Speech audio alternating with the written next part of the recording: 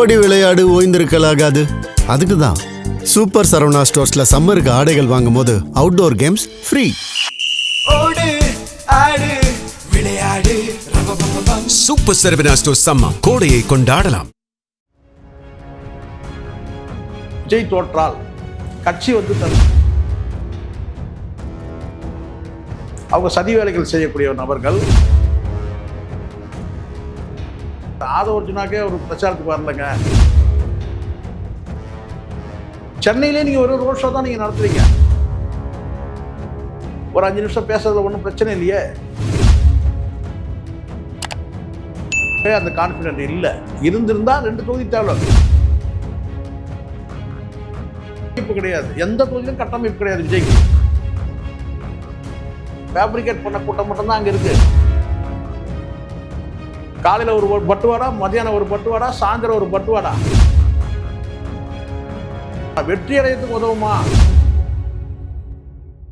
தமிழ்நாட்டின் அடுத்த முதல்வர் யார்? தொடர்ந்து விவாதிப்போம் தமிழக அரசியல் களத்தை பற்றி. சப்ஸ்கிரைப் செய்து இணைந்திருங்கள் நியூஸ் போக்கஸ் தமிழுடன்.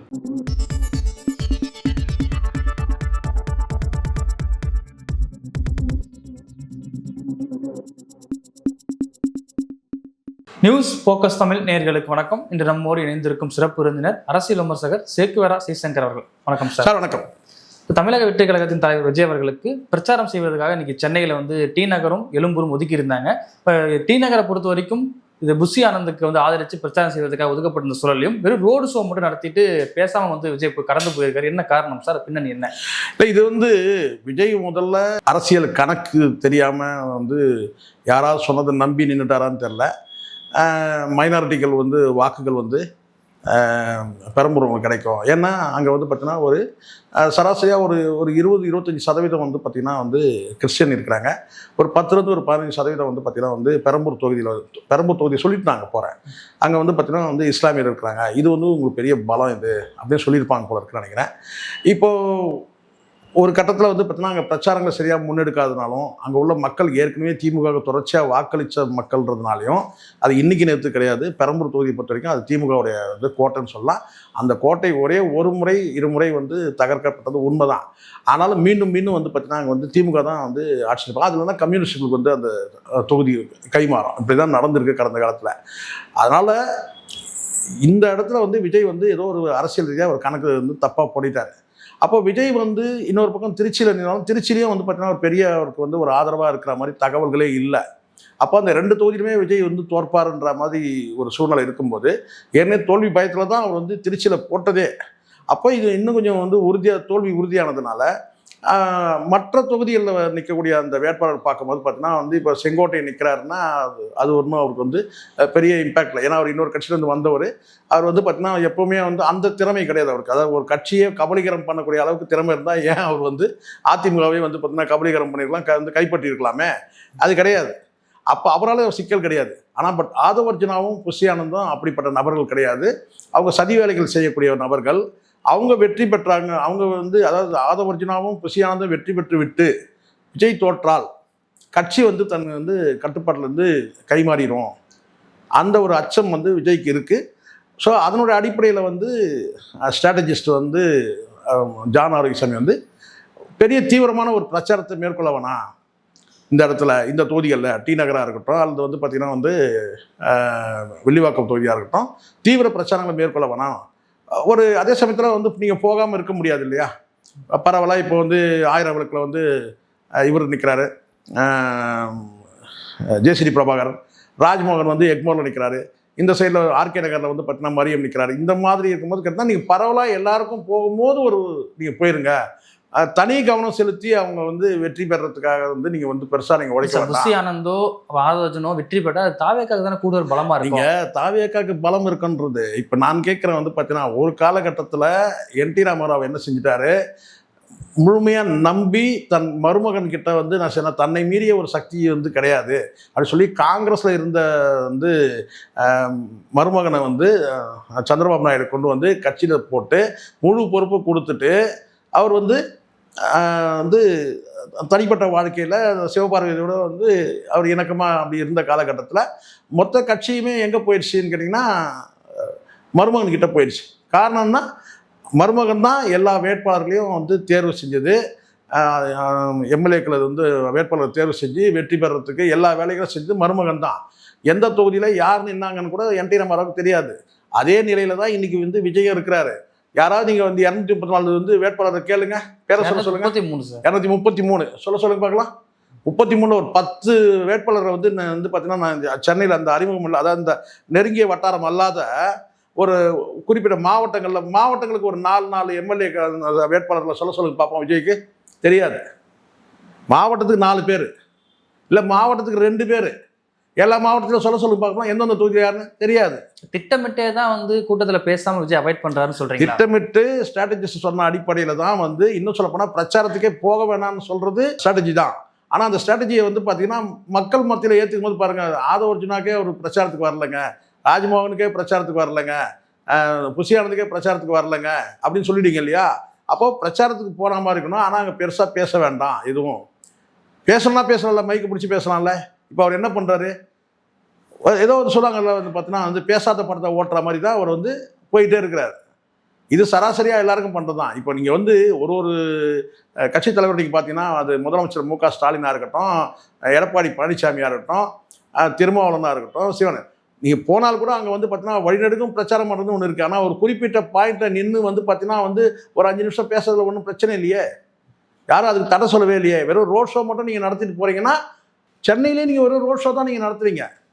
அப்போ உங்களுக்கே வந்து பார்த்தீங்கன்னா அங்கே ஒரு இங்கே நம்ம வந்து ஒரு பிரச்சாரம் பண்ணி அந்த இடத்துல வந்து தோல்வி அடைஞ்ச மாதிரி இருக்கணும், ஒரு ரோட் ஷோ நடத்துற மாதிரி இருக்கு. பிரச்சாரம் பண்ணா விஜய்க்கு தானே சாதகமாக வரும், இன்னும் கூட சப்போர்ட் கிடைக்கும். நீங்க சொல்றது கரெக்ட். விஜய்க்கு சாதகம் நீங்க பேசுறீங்கல்ல, விஜய் தோல்வி அடைந்து ஆதவ அர்ஜுனா வெற்றி பெற்றால், விஜய் தோல்வி அடைந்து புஷி ஆனந்து வெற்றி பெற்றால் அங்க வந்து பார்த்தீங்கன்னா விஜய்க்கு வேல்யூ இல்லாமல் போயிடுது இல்லை சார். பெரம்பூர் தொகுதிக்கு நம்ம கலா ஆய்வுக்கு போறோம். அங்க என்ன சொல்றாங்க அப்படின்னா அதிமுக திமுக 2 கட்சியும் பார்த்துட்டோம், மாற்று ஒருத்தர் வந்து கொடுக்கலாம்னு சொல்லி கல நிலவரம் விஜய்க்கு சாதகமா இருக்கு. இன்னைக்கு பேசுறது வேற சார். இன்னைக்கு எல்லாம் இந்த மக்கள் பேசுவாங்க சார், எனக்கு தெரியும் சார். எப்போ மாறும்னு தெரியும் சார்.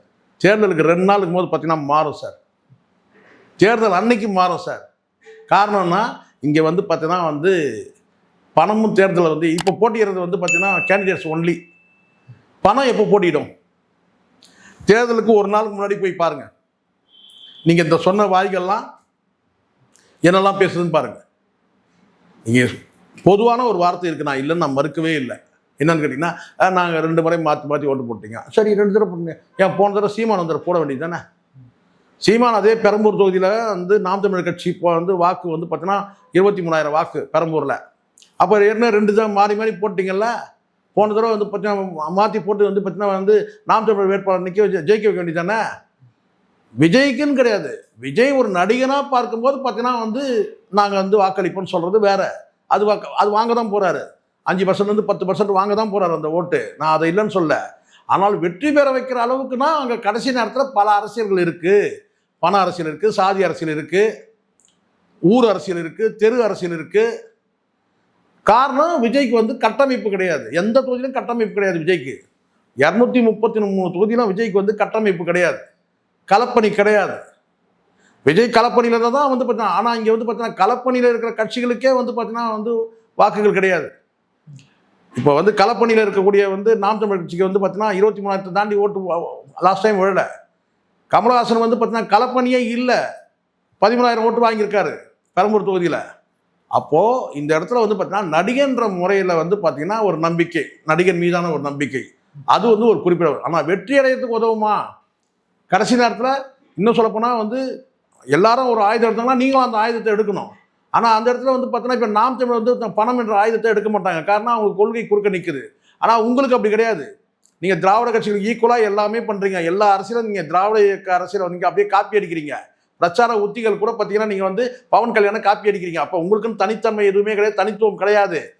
அப்போது இந்த இடத்துல வந்து முழுக்க நான் சொல்கிறேன், விஜய்க்கு வந்து இன்னைக்கு பேசக்கூடிய மக்களை வச்சு நீங்கள் முடிவு பண்ணிடாதீங்க. தமிழ்நாடு முழுவதும் அந்த டாக் ஓடுது. என்னன்னு கேட்டிங்கன்னா வந்து மாற்றி ஓட்டு போட்டுட்டோம். ஏன் இப்போ தான் உங்களுக்கு மாற்றி ஓட்டு போட்டோம்? அப்போ வந்து பார்த்தீங்கன்னா நாம் தமிழ் வந்து போன முறை தேர்தல் நான் போட வேண்டியது தானே? அது ஒரு குறிப்பிட்ட பர்சன்ட். இப்போ நான் கேட்குறேன், மாற்று அரசியல் விரும்பினவங்க தான் கமலஹாசன். தமிழருக்கும் விஜய்க்கும் வித்தியாசம் இருக்குல்ல?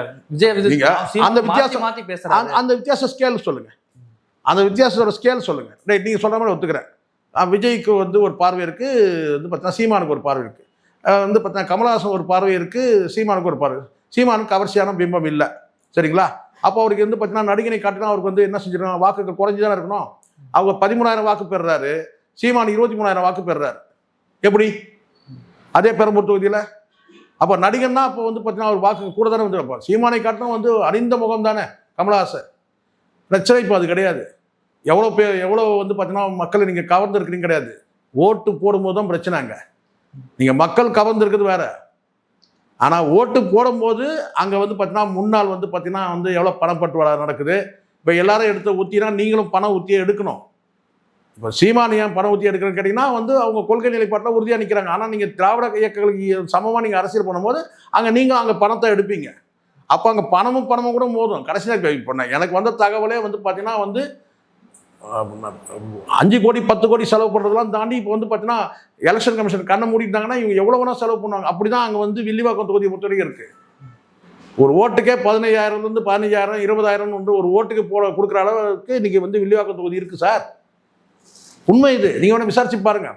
நீங்கள் பார்க்க தானே போகிறீங்க. என்னோட தேர்தல் நெருங்கும் போது காலையில் ஒரு பட்டுவாடா, மதியானம் ஒரு பட்டுவாடா, சாயந்தரம் ஒரு பட்டுவாடா, பணப்பட்டுவாடா பாருங்கள். இருக்கிறதுலே வந்து இருக்கிற தொகுதியிலேயே வந்து பணம் அதிகமாக புழங்கின தொகுதி வில்லிவாக்கம் தொகுதின்ற பேர் வரும் பாருங்க. அப்படி இருக்கு. அதுக்கு காரணம் என்ன? ஏன் அவ்வளோ பணம் செலவு பண்ணணும்? அவ்வளோ பணம் நீங்கள் செலவு பண்ணுற பணத்தை நீங்கள் வந்து எம்எல்ஏ எலெக்ஷனில் நீங்கள் வந்து ஒரு எம்எல்ஏ தேர்ந்தெடுத்து நீங்கள் வந்து பார்த்தீங்கன்னா நீங்கள் வாங்கிட முடியுமா? அப்படி கிடையாது. ஆதோர்ஜனாக்கும் வேற ஒரு கனவு இருக்கு. கட்சி வந்து பார்த்தீங்கன்னா நம்ம கைக்குள்ளே வந்துடும். அங்கே விஜய் தோற்று போறாருன்னு வச்சுங்க, என்டி ராமராவ் நிலைமை தான் சார். ஒரு கட்டத்தில் என்டி ராமராவ் வந்து விலக்கப்படுறாரு, கட்சி மொத்தமே அவர் கைக்கு போயிடுது. யார் கட்சி ஃபவுண்டர்? யார்? என்டி ராமராவ். நீங்கள் சொன்ன மாதிரி பெரிய பிம்பம், தேவுடு எல்லாமே இருக்கு. ஆனாலும் சட்டமன்ற உறுப்பினர்கள், மாவட்ட செயலர்கள் அத்தனை பேரும் யார் பின்னாடி நிற்கிறாங்க? சந்திரபாபு நாயுடு பின்னாடி நிற்கிறாங்க. அப்போ அங்கே வந்து கட்சி முழுசா வந்து பார்த்தீங்கன்னா தெலுங்கு தேச கட்சி. தாவேக்கா பொறுத்த வரைக்கும் தாவேக்கா முகம்ங்கிறது விஜய் அவர்கள் தான். விஜய்னு ஒருத்தர் இல்லைங்க கிடையாது. இப்போ நான் கேட்குறேன், தெலுங்கு தேச கட்சியோட முகம் யாரு? நீங்க சொல்லுங்க. சில நேரங்களில் இந்த மக்கள் வந்து நீங்க எளிதாக நீங்கள் ஒரு கணக்கு ஒரு கூண்டுக்குள்ளே கொண்டு வர முடியாது சார். ஒரு கணக்குக்குள்ளே கொண்டு வர முடியாது. தலைவர் ஓகே, அடுத்தது வந்து பார்த்தீங்கன்னா நாங்கள் இவரை ஏற்றுக்கிறோன்னு வாங்க. சார் முன்னாடி வந்து என்னன்னா திமுக வந்து இடையூறு பண்ணி வந்து கூட்டத்துக்கு அனுமதி கொடுக்க மாட்டாங்கன்னு சொல்லி தாவேக்கா செயல விமர்சனம் வச்சாங்க. ஆனால் இப்போதைக்கு அனுமதி கிடைச்சும் ஒன்று ரத்து செய்யறது, இல்லைன்னா வெறும் ரோட் ஷோ மட்டும் போறக்கூடிய அவ்வளோதான் சார். அவ்வளோதான் விஜயோட அரசியல் வந்து ஞானம், அரசியல் வந்து பார்த்தீங்கன்னா அந்த அனுபவங்கள் இவ்வளவுதான். ஒரு சின்ன ஒரு குறுகிய வட்டம் எல்லாருக்கும் மக்களுக்கே தெரியுது. உங்களுக்கு தான் கொடுத்துருக்குறாங்களா, வந்து அனுமதி கொடுத்துருக்காங்களா, ஏன் அப்படி இருக்கிறது? ஏன்னா அவர் நேற்றுக்கெல்லாம் வந்து பார்த்தீங்கன்னா அங்கே திருப்பூர் போய் அங்கே அறுத்து தள்ளிட்டு வந்துட்டார். அடுத்தது இன்னைக்கு வந்து பார்த்தீங்கன்னா ரெஸ்ட் எடுக்கணும். மதியம் மேலே வந்து பார்த்தீங்கன்னா வந்து விடிய நல்லா வந்து அதை சொன்னால் தான் உங்களுக்கு கோவம் வரும். விடிய நல்லா வந்து ஊற்றிக்கிட்டு நல்லா ரெஸ்ட் எடுத்து பயன்படுத்த வேணாம். பயன்படுத்தலாம், இருக்கிற உண்மை பேச. ஆனால் உங்களுக்கு அது தெரியாது. நீங்கள் மெடிக்கல் டெஸ்ட் எடுத்து வந்து ப்ரூவ் பண்ணி காட்டணும் போல இருக்கு. உங்களுக்கெல்லாம் சொன்னால் தான் கோவம் வரும். உள்ளபடியாக அதுதான் ஃபுல்லாக வந்து பார்த்தீங்கன்னா நீங்கள் நல்லா புரிஞ்சுங்க சார். கடந்த காலத்தில் நம்ம போகிற போக்கெல்லாம் சொல்லவே இல்லை. இன்னைக்கு எடுத்துங்க. இன்னைக்கு வந்து மு க ஸ்டாலின் என்ன வயசு? 70 வயசு. இவர் எடப்பாடி 70 வயசு. எப்படி பம்பரமாக சுற்றுறாங்க பாருங்க. சாதாரண விஷயம் கிடையாது சார். இது வந்து பார்த்தீங்கன்னா விஜய்க்கு இயல்பாகவே வந்து பார்த்தீங்கன்னா முதல்ல நம்பிக்கை இல்லை. கான்ஃபிடென்ட்னு சொல்கிறார்ல ஒரு வார்த்தை, கான்ஃபிடென்ட்டாக இருங்க. அவருக்கே அந்த கான்ஃபிடென்ட் இல்லை. இருந்திருந்தால் 2 தொகுதி தேவை, ஒரு தொகுதியே போதும். முதல் முறையாக ஒருத்தர் நிற்கும் போது, முதல் முறையாக இருக்கட்டும் எந்த முறையாக இருக்கட்டும் சார், உங்களுக்கு வந்து நம்பிக்கை இல்லை. நீங்கள் பெரிய கல்ட்டு. நீங்கள் என்ன செய்யணும் கேட்டா, தோத்தாலும் பரவாயில்ல, அந்த துணிச்சலாவது வரணும். இது பார்த்துடலாம் நின்று. அப்போ நீங்கள் இங்கேயும் நீங்கள் கவனம் செலுத்த முடியாமல் அங்கேயும் கவனம் செலுத்த முடியாமல் அப்படி தான் ஆக போகுது. நீங்கள் வேணால் பாருங்கள். இங்கே நீங்கள் ஃபுல்லாக வந்து முழு வீச்சில் நீங்கள் வந்து பார்த்தீங்கன்னா ஒரு தொகுதி நீங்கள் வந்து பார்த்தீங்கன்னா பெரம்பூர் தொகுதியில் வந்து பார்த்தீங்கன்னா எத்தனை பகுதிகள் இருக்குது தெரியுமா? எந்தெந்த இடத்துல வந்து பார்த்தீங்கன்னா அடர்த்தியான ஓட்டுகள் எங்கெங்கெல்லாம் இருக்குது தெரியுமா? யாருக்கா தெரியுமா? அந்த கட்சியில் இருக்கிறவங்க தெரியுமா? அடர்த்தியான பகுதிகள் எங்கெல்லாம் இருக்குன்னு தெரியுமா? அங்கெல்லாம் வந்து பார்த்தீங்கன்னா நீங்கள் வந்து பார்த்தீங்கன்னா நடைப்பயணமாக உங்களால் போக முடியுமா அங்கெல்லாம்? சார் இப்போ புஷி ஆனந்த் இது ஆதவர்ஜனை தாண்டி இப்போ அவர் நிற்கக்கூடிய திருச்சி கிழக்கும் சரி பெரம்பூரும் சரி ஒரு முறை மட்டும்தான் பிரச்சாரத்தை போயிருக்காரு. அடுத்த முறை ஏன்? அவருக்கே தெரியும் சார். இங்கே பிரச்சாரம் போகும்போது கூட்டம் வரல. உங்களுக்கு புரியல? உங்களுக்கு பிரச்சாரம் பண்ணும்போது கூட்டம் வரணும் சார். இங்கே இந்த பிரச்சாரத்தில் நிறைய பேருக்கு தெரியல. இந்த பிரச்சாரம் பண்ணும்போது நம்ம கைகூப்பி வணங்குவோம்ல, அந்த கைக்கூப்பி வணங்கும் போது அந்த வந்து பார்த்தீங்கன்னா ஒரு சிலர் முகத்தை திருப்பிப்பான். முகத்தை திருப்பிப்பான். அப்போ அந்த ஒரு வலிக்கும் பாருங்க நமக்கு. நம்ம போய் பிரச்சாரத்துக்காக போகும்போது பார்த்தீங்கன்னா ஐயா வணக்கம் ஐயா அப்படின்னு சொல்லும் போது பார்த்தீங்கன்னா முகத்தை திரும்பி போயினே இருப்பான் சில பேர். எல்லாரும் வந்து பதில் வணக்கம் சொல்ல மாட்டான். அப்போ எப்படி வலிக்கும் தெரியுமா? தனக்கு வந்து பெரிய கூட்டம் இருக்குன்னு நம்பி வரும்போது பார்த்தீங்கன்னா அங்கே கூட்டம் இல்லை, ஏற்படுத்தப்பட்ட கூட்டம் மட்டும், ஃபேப்ரிகேட் பண்ண கூட்டம் மட்டும் தான் அங்கே இருக்குது. அதை தாண்டி வந்து பார்த்தா தன்னடிச்சா வரக்கூடிய கூட்டம் இல்லை. அது வந்து விஜய்க்கு வந்து பார்த்தீங்கன்னா வந்து வலிக்குது. என்னடா இது பார்த்தீங்கன்னா இது ஏன்னா ஏற்படுத்தப்பட்ட கூட்டம் அவருக்கு தெரியும். ஆனால் பொதுவாக வந்து பார்த்தா தன்னடிச்சா மக்கள் கூட்டம் வருது இல்லையா, அது வந்து பார்த்தீங்கன்னா வந்து இல்லைன்னா அவருக்கு வந்து பார்த்தீங்கன்னா உடனே வந்து அந்த கூட்டத்தை ரத்து பண்ணுங்க. அன்னைக்கு இரவு விஜய் பெரம்பூரில் பிரச்சாரம் பண்ண அன்னைக்கு இரவு வந்து பனையூரில் வந்து ஒரு கூட்டம். என்னன்னு கேட்டிங்கன்னா கூட்டம் இல்லை. விஜய்க்கு தெரியும்ல சார். இப்போ பல இடத்துல வந்து இப்போ நின்றார் சார், அவன் மாடியில் வந்து பார்த்தீங்கன்னா சிரிச்சானா எப்படி இருக்கும்? இது நீங்கள் இப்படி வணக்கம் சொல்கிறீங்கன்னு கேட்டிங்கன்னா அப்படி வணக்கம் சொல்கிறது வேறு இருக்குது. அது நமக்கு தெரியும். களத்தில் அந்த தட்பவெப்பத்தை உணர முடியும், நுகர முடியும். நம்ம அந்த வந்து அந்த கூட்டம் ஆர்ப்பரிக்கிற கூட்டம்னு ஒன்று இருக்குது, அங்கே கிடையாது சார். இங்கே ஒன்று மக்கள்லாம் நீங்கள் யார் நினைக்கிறீங்க? 80 வயசு, 70 வயசு, 60 வயசு, 50 வயசு, 40 வயசு, 30 வயசு, 20 வயசு. இதுதான் மக்கள், வாக்காளர்கள். நீங்கள் அதை தாண்டி வந்து பார்த்தீங்கன்னா அந்த 15 வயசு பசங்க, விடலை பசங்க வர்றது, அந்த கும்பலை பார்க்கும் போதே நமக்கு தெரியும். இந்த மீடியாவில் இருக்கிறவங்கெல்லாம் வந்து நான் செய்கிறாங்கன்னா அந்த ட்ரோன் கேமராவில் எடுத்துகிட்டு அப்படியே வேகமாக இப்படி காட்டுறது அப்படி காட்டுறது, இதெல்லாம் வந்து காலகாலமாக வந்து நிறைய பார்த்துருவோம். அந்த ட்ரிக்லாம், அந்த ட்ரிக் எடுப்படாதீங்க. களத்தில் போனீங்கன்னா தெரிஞ்சிடும் இங்கே கூட்டம் இருக்கா இல்லையான்னு சொல்லிட்டு. அதே மாதிரி வந்து கலைஞ்சி போகிற கூட்டத்தை வச்சு நீங்கள் நம்ப முடியாது சார். அதனால தான் விஜய்க்கு அன்னைக்கு இரவே மீட்டிங் போட்டாங்க. பெரம்பூரில் வந்து அவர் மீட்டிங் போட்டவனுக்குன்னா வந்து அந்த மாவட்ட நிர்வாகம் ஏன் வந்து இந்த மாதிரி கூட்டம் என்னன்னு வந்து தலைவர் வந்து வருத்தப்படுறாரு சொல்லி மாவட்ட நிர்வாகி கூப்பிட்டு கடிஞ்சிட்டு இருக்கிறாங்க. புசியானதான் கூப்பிட்டு கூட்டம் எல்லாம் போச்சு. இப்போ புரியுதுங்களா? எல்லா இடத்துலையும் வந்து பார்த்தீங்கன்னா புசியானது ஆதரவு வந்தால் அங்கே கூட்டம் அதிகமாக இருக்கும். அங்கே கூட்டம் அதிகமாக இருக்கும். என்ன காரணம் சார்? விஜய்க்கு சேர்க்கறது இப்போது நீங்களே எடுத்துங்களேன். இப்போ தூத்துக்குடியில் பெரிய கூட்டம் சேர்ந்து யார் சொல்கிறாங்க தெரியுமா? நம்ம சொல்லலை, அவனுக்கு போகிற இடத்தெல்லாம் சொல்லிட்டு இருக்கிறாங்க. எங்கே சொல்கிறாங்க? பார்த்தீங்களா தூத்துக்குடி பார்த்தீங்களா? ஏன்னா தூத்துக்குடிக்கு அப்புறம் வந்து பார்த்தீங்கன்னா பல இடங்களில் கூட்டத்தில் வந்து மக்கள் வராங்க. ஏன் நீங்கள் தூத்துக்குடி மட்டும் சொல்கிறீங்க? ஏன்னா தூத்துக்குடியில் வந்து திட்டமிட்டு வந்து ஒரு 25 பஸ்ஸில் வந்து மக்களை கொண்டு வந்து அங்கே இறக்கி கூட்டத்தை காட்டினாங்க. அது காரணம் கேட்டால் அங்கே கீதா ஜீவன் கூட இருக்கக்கூடிய பில்லா ஜெகன், இப்போ அவங்க தங்கை வந்து பார்த்தீங்கன்னா அஜிதா வந்து பார்த்தீங்கன்னா அந்த கட்சியில் இணைஞ்சது. அதனால் இவங்களுக்கு ஒரு கட்டாயம் என்னன்னு கேட்டிங்கன்னா அங்கே வந்து நம்ம வந்து கூட்டத்தை காட்டணும். திமுக பெல்ட்டுன்றது எல்லாருக்கும் தெரியும், தூத்துக்குடின்றது காலகாலமாக இருக்கும். அப்போ அந்த இடத்துல வந்து அங்கே பெரிய கூட்டத்தை நம்ம கூட்டி காட்டணுன்றதுக்காக திட்டமிட்டு பண்ணது அது. ஸோ அதனால் இதெல்லாம் இப்போ இவங்க பேசும்போது என்ன சொல்கிறாங்க? தூத்துக்குடி பார்த்தீங்களா, தூத்துக்குடியில் ஆதரவு வெள்ளிவாகத்துலேருந்து என்ன சொல்கிறான்? பார்த்தீங்களா தூத்துக்குடியில், ஏன் தூத்துக்குடி மட்டும் சொல்கிற? அப்போ மற்ற இடத்துல கூட்டம் இல்லை. இப்போ சொல்லுங்க பார்க்கலாம். வந்து கேட்டீங்கன்னு கேட்டினா பார்த்தீங்களா டி நகர் அப்படியே ஸ்தம்பிச்சது, அப்படியே மறந்துட்டாங்க, அப்படியே புரண்டுட்டாங்க, என்னென்னமோ சொல்கிறாங்கிற டைட்டில் சொல்ல வேண்டியது தானே. இப்போ ஏன் சொல்ல முடியல? இப்போ நீங்கள் என்ன சொல்லுவீங்க? தூத்துக்குடி பார்த்தீங்களா? அப்போது கட்டமைக்கிற கூட்டம் அது. நீங்கள் சேர்க்கிற கூட்டம், சேர்ற கூட்டம் கிடையாது, சேர்ந்த கூட்டம் கிடையாது, தானாக சேர்ந்த கூட்டம் அது கிடையாது. நீங்கள் சேர்க்குறீங்க. இப்போ இதே சென்னையில் வந்து பார்த்தீங்கன்னா புஷியானந்த் வந்து ஒரு ஃபேப்ரிகேட் பண்ணுற மாதிரி இருந்துன்னு வச்சிங்களேன், இந்நேரம் என்ன சேர்க்கிட்டா நார்த்து மெட்ராஸ், அங்கே மெட்ராஸ், இங்கே இருக்கிற அந்த சுற்று வட்டாரம் செங்கல்பட்டு அங்கே எல்லா இடத்துலையும் வந்து பார்த்தீங்கன்னா கொண்டு வந்து மக்களை கொட்டி கூட்டத்தை காட்டுறோம். இது நிற்காது. வாக்காளர்கள் பொறுத்த வரைக்கும் பார்த்தீங்கன்னா நீங்கள் வந்து நீங்கள் நினைக்கிற வாக்காளர் கிடையாது. அவங்க வாக்களிக்கும் போது பார்த்தீங்கன்னா எல்லாத்தையும் பார்ப்பாங்க சார். சாதியை பார்ப்பாங்க, இவர் வந்து பார்த்தீங்கன்னா வந்து ஏற்கனவே ஒரு களத்தில் நிற்கிறவரா, இவர் இந்த எந்த தொகுதியை சார்ந்தவர், எல்லாம் கடைசி நேரத்தில் எல்லாத்தையும் பார்ப்பாங்க. இப்போ பிடிஆர் நிற்கிறார்ல, மதுரையில் நிற்கிறாரு, அவர் அந்த மதுரை மண்ணை சேர்ந்தவர், அவருக்கு வாக்களிப்பாங்களா? சுந்தர்சி வந்து பார்த்தீங்கன்னா திடீர்னு இங்கேருந்து போயிட்டா வந்து வாக்களிச்சிருவாங்க. நீங்களே சொல்லுங்கள். அந்த மக்களுக்கு கடைசியாக ஒரு டெசிஷனுக்கு வருவாங்க. என்ன சொல்லுவாங்க கேட்டினா, இது வந்து பார்த்தீங்கன்னா இந்த இடத்துல நம்ம யாருக்கு வாக்களிக்கிறோம்? பொதுமக்கள். கட்சிக்காரன் வந்து அதிமுக சார்ந்தவங்க வந்து சுந்தர்சிக்கு வாக்களிப்பான், திமுக சார்ந்தவங்க பிடிஆருக்கு வாக்களிப்பான். ஆனால் பொதுமக்கள் இருக்காங்கல்ல, அவங்க முடிவு பண்ணுவாங்க யாருக்கு வாக்களிக்கிறோம், பிடிஆரா சுந்தர்சியா. அப்படி தான் இருக்குது. அதே மாதிரி தான் விஜய்க்கும் நான் சொல்கிறேன்.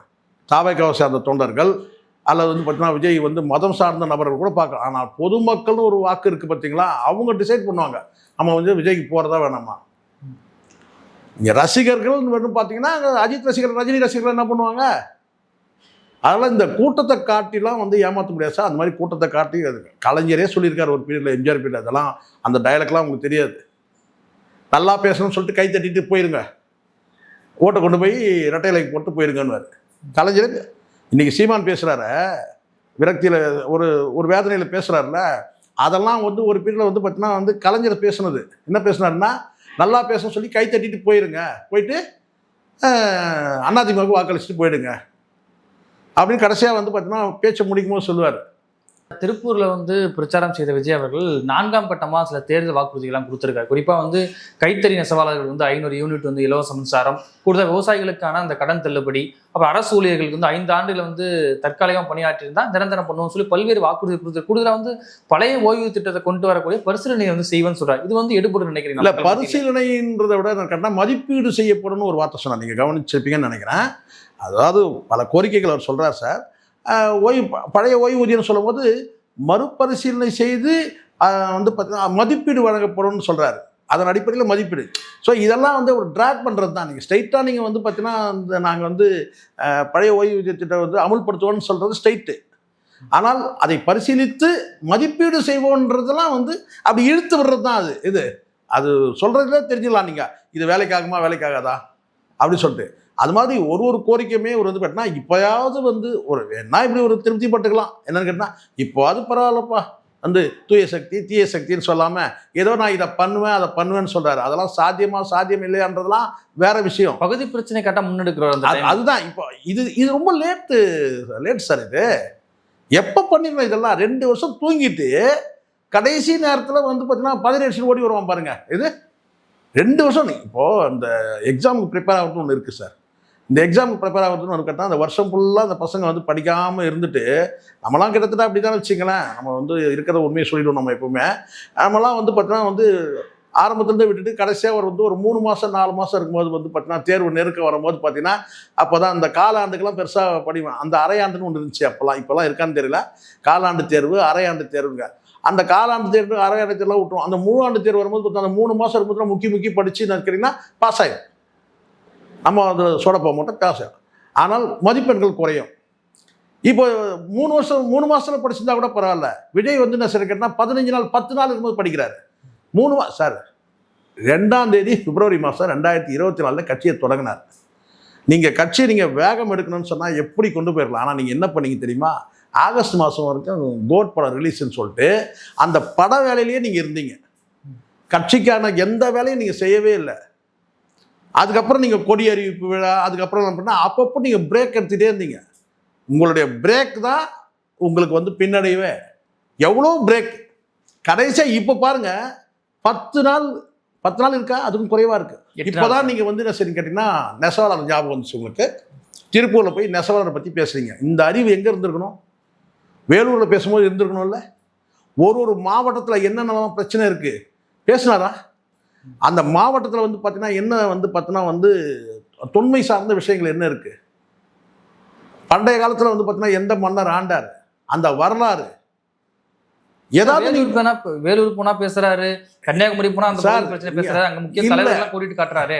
நீங்க பாருங்க, நீங்க விஜயோட எல்லா மாநாட்டு நிகழ்வும் நீங்க எடுங்க, கூட்டத்தில் பேசுறது, அந்த கேரளில் நின்று பேசுற எல்லாத்தையும் விஷயத்தை எடுத்து பாருங்க.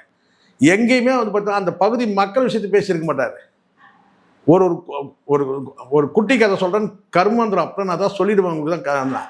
அது ஒரு கதையாது. நீங்கள் போய் ஒரு இடத்துல பேசுகிறீங்க சார். நீங்கள் போய் நெல்லையில் போய் நீங்கள் பேசுகிறீங்க, சிவகங்கையில் போய் நீங்கள் பேசுகிறீங்கன்னா அந்த சிவகங்கை மண்ணுக்குரிய வந்து பார்த்தீங்கன்னா வந்து அதை எடுத்து பேசணும். நீங்கள் சிவகங்கையில் போய் நீங்கள் பேசுகிறீங்கன்னா வேலு நாச்சியாரை பற்றி நீங்கள் பேசணும் சார். வேலு நாச்சியார் வந்து பார்த்தீங்கன்னா அந்த படையில் இருந்த குயிலியை பற்றி பேசணும் சார். உடலில் ஃபுல்லாக பாம் கட்டிட்டு போயிட்டு வந்து பார்த்தீங்கன்னா பிரிட்டிஷ்காரனுடைய வந்து பார்த்தீங்கன்னா ஆயுத கடங்களை உள்ளே பூந்து அடித்து பிளாஸ்ட் ஆக்கணுது. கொள்கை தலைவராக வைத்திருக்காங்களே வேலு நாச்சியார். கொள்கை தலைவரை வைக்கிறது பெருசு இல்லை சார். நீங்கள் கொள்கை தலைவரை நீங்கள் பேரை சொல்லிட்டு போகிறது பெருசு கிடையாது. அங்கே போய் அந்த மண்ணில் போய் பேசணும்ல சார். நீங்கள் இல்லை கொள்கை தலைவராக நீங்கள் அறிவிக்கும் போது கூட பேசிடலாமே. இதை நீங்கள் வந்து பார்த்தீங்கன்னா வேலு நாச்சியார் வந்து பார்த்தீங்கன்னா பேசுனீங்கன்னா அப்போ வேலு நாச்சியார் வீரத்தை பற்றி பேசும்போது அவங்க கடந்த காலத்தை பற்றி பேசி ஆகணும்ல. அவங்க எதுக்காக வந்து போராடினாங்க, அவருடைய கணவர் எப்படி கொல்லப்பட்டார், குயிலி வந்து அவங்க போர்ப்படையில் வந்து அவங்க என்ன பண்ணாங்க, இதெல்லாம் பேசணும். எங்கேயுமே வேலூரில் போனால் கூட வேலூரில் பேசுனது கிடையாது. நீங்கள் சிப்பாய் கழகத்தை பற்றி பேசணும். அந்த மாதிரி வரலாறும் நீங்கள் பேசலை. நிகழ்காலத்தில் இருக்கிற அந்த மக்களுக்குள்ள அந்த அடிப்படை வாழ்வாதார பிரச்சனைகளும் பேசவே இல்லை.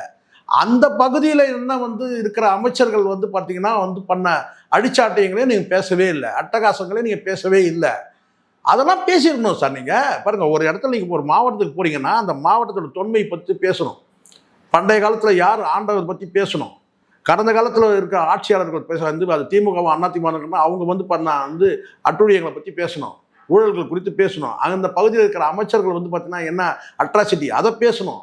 இதெல்லாம் பேசினாலும் உங்களுக்கு வந்து பார்த்தீங்கன்னா 10 நிமிஷம் வச்சுனா 1 மணி நேரம் ஆயிடும் சார். ஆனால் நீங்கள் மொத்தமே பேசுறது 10 நிமிஷம் தான். 2 வார்த்தை, தூய சக்தி தீய சக்தி. நான் என்ன கேட்குறேன், மெனக்கட்டு இங்கேருந்து போகிறீங்க சார், தெரியாமல் தான் நான் கேட்குறேன். இங்கேருந்து மெனக்கட்டு நீங்கள் போகிறீங்கல்ல, அங்கே போயிட்டு நீங்கள் என்ன பேசுகிறீங்கன்னு கேட்டிங்கன்னா வந்து ஸ்டாலின் சாரா விஜயா, தீய சக்தி தூய சக்தி. எனக்கு வந்து பார்த்தீங்கன்னா உச்சத்தை விட்டுட்டு வரேன், ஜனநாயகனுக்கு சரி பண்ணிட்டாங்க, இவ்வளோதான் தானே சார் உங்களுக்கு பேச்சு. இதை தாண்டி எதுவுமே இல்லையே சார். இப்போ கூட இன்னைக்கு கூட நான் சொல்கிறேன், நேற்று கூட சொல்கிறேன், இதை தாண்டி உங்களுக்கு என்ன, ஏதோ அந்த ஸ்கிரிப்ட் ரைட்டர் கரெக்டாக எழுதி கொடுத்துட்டாங்க, இனிமேலாவது எல்லாம் ட்ரோல் பண்ணுறானுங்க, இனிமேல் வந்து போன இடத்துல அந்த பிரச்சனையை பற்றி பேசு. இப்போ நீங்கள் போகிறீங்க சார், இன்னைக்கு சென்னை மொத்தமே உங்கள் பக்கம் திரும்பணும்னா நீங்கள் என்ன செய்யணும்? சென்னையில் இருக்கிற மக்களுடைய அடிப்படை வாழ்வாதார பிரச்சனை என்ன பேசணுமா இல்லையா? இன்னைக்கு வந்து பார்த்தீங்கன்னா சென்னையில் வந்து பார்த்தீங்கன்னா வந்து மக்கள் நெருக்கடி இருக்குது, அதுக்கு என்ன தீர்வு? இன்னைக்கு வந்து பார்த்தீங்கன்னா வந்து இந்த பக்கம் குத்தம்பாக்கத்தில் வந்து பார்த்தீங்கன்னா வந்து ஒரு பஸ் நிலையம் அமைக்கிறாங்க, கிளாம்பாக்கத்தில் ஒரு பஸ் நிலையம் அமைக்கிறாங்க. இந்த மக்கள் வந்து பார்த்தீங்கன்னா இவ்வளோலாம் பண்ணி கூட பார்த்தீங்கன்னா இந்த மக்கள் வந்து பார்த்தீங்கன்னா இன்னும் வந்து போக்குவரத்து நெருக்கடியில் இருக்கிறாங்க. இதுக்கு என்ன தீர்வு, இதுக்கு என்ன திட்டம் பேசுவாங்க? பேசலையே. அப்போ உங்ககிட்ட இல்லை.